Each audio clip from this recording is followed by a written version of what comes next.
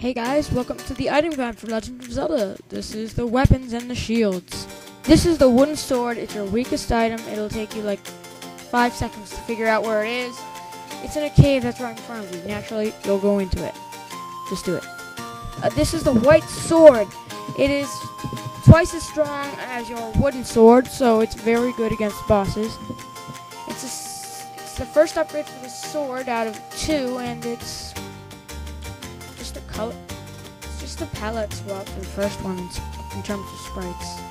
This is the magical sword. It is stronger than the wooden sword by 4 times, and by the white sword twice, 2 times. It's very cool, but it's hidden in a graveyard, and I only go in there once or twice, much to my dismay, considering I love Gainies. Oh, sorry about that. This is the magical shield. It can block certain shots that you couldn't block normally with your old shield. It's bigger too, so yeah. Likes can steal it from you, so kill them before they can steal it. This is the bomb. You can use it to blow holes in rocks, to find secrets and stuff, and to progress through dungeons by blowing holes in walls. Yeah, that's pretty much it. This is the boomerang. It doesn't go as far as its upgrade, but it's still pretty good.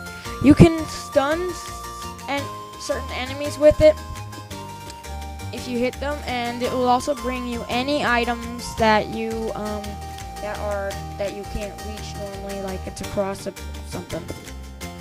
This is a bow. You find it in the first dungeon, but you can't really use it until you buy the arrows, which you find later. These are the arrows. They cost 1 rupee to shoot, and you need the bow to shoot them. Luckily, I didn't get too many rupees throughout my Let's Play and get these early. This is a magic rod. It will shoot beams of magic at the enemy, which can be used to take them on and defeat them.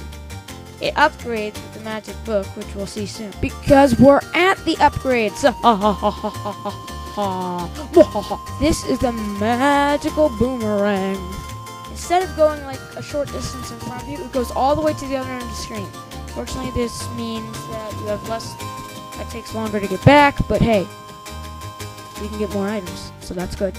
This is a magical key. It's sort of an upgrade to the regular key you find in dungeons. It can be used infinite times, never gives up. It's just a huge upgrade, but you have to find it, understand? Do it! Watch my Let's Play, find it. See the magical wands upgrade is this magic book, which makes it stronger and allows it to shoot fire.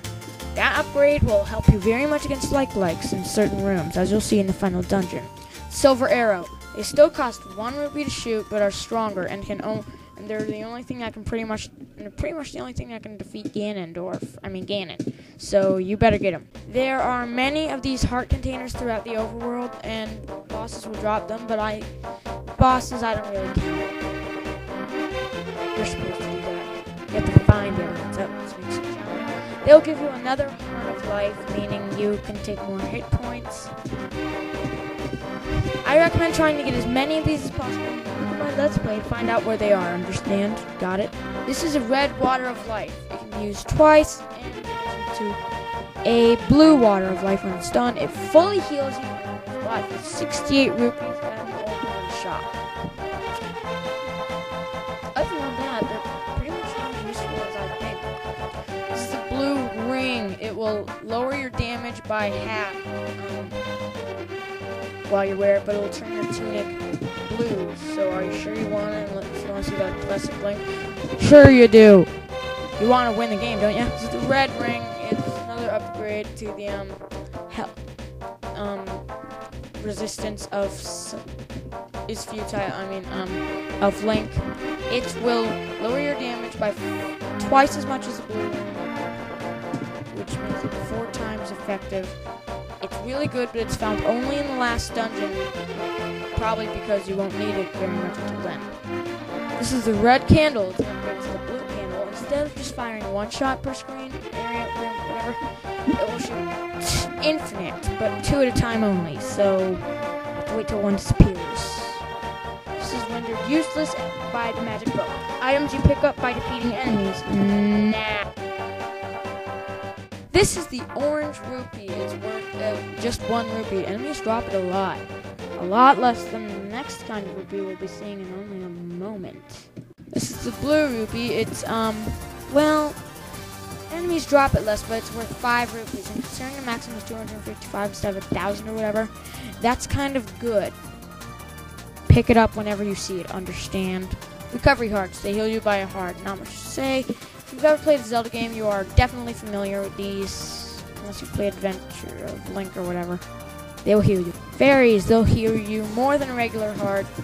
Unlike in the other Zelda games where they will fully heal you and can be captured in bottles, which unlike in this game aren't in bottles. Yeah, that's pretty much it. Clocks will freeze all enemies in their tracks. You don't get hurt by them, making them easier to kill. Pick up their upgrades. Even bubbles won't be able to do anything new. So that's a very good item. You want to pick it up whenever it shows up. And these are other items, not the other world like Coraline stuff. These are just things that don't fit in with the other category. This is a blue water of life. It will fully heal you, but can only be used once. You bought for like 42 coins or something in rupees in an old woman's shop, okay? She calls it medicine, I call it potion.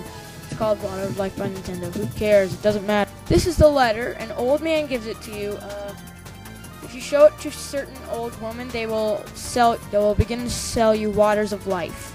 Power bracelet. It's found under an armor somewhere in the overworld. It allows you to push heavier things like a gravestone to get the magical sword, stuff like that. It's a girl's wear. This is a raft. You need to get through a dungeon and a heart container. So I suggest you get it where it is. It floats you to some places. This is a step ladder. On places where it is capable, it will push you onto water, and you can stand on the water and cross bridges and stuff. Heart containers. You won't need it to finish several dungeons, so it is completely required, definitely required. You want it. You want it like you want, just like you want to win the game. This is the blue candle. It's only used once per screen, and it's upgraded in the red candle. It will light up a dark room and burn down bushes, stuff like that. This is the recorder, not flute or whistle as I sometimes call it. But you need it. It can we can dig dogger enough to the point of being super easy. It can allow you to access Dungeon 7, I think it is, and it will also teleport you to a dungeon when you're not in any of the other places or in a dungeon already. This is bait. I need my meat. I need my meat. Meat. Sorry. You can use these to let moblins and stuff in dungeons go past these things, and pretty much they can be. In my Let's Play, I get them for 60 coins. You should get it too. These are items that you find in dungeon. The final 3 that are in this video, as in things you can only find in dungeons, except for keys. You can find them in shops, but that doesn't matter. This is a key, as you know. Once you get the magical key, you do not need to get any of these at all. Any at all. You open locked doors with them. In the first dungeon, I'll show you a cheat where you don't have to do that. Get a key. This is a map. It will show you a layout of the entire place, not hidden rooms, which I go to some of, but not all of them because I'm not a 100%er usually.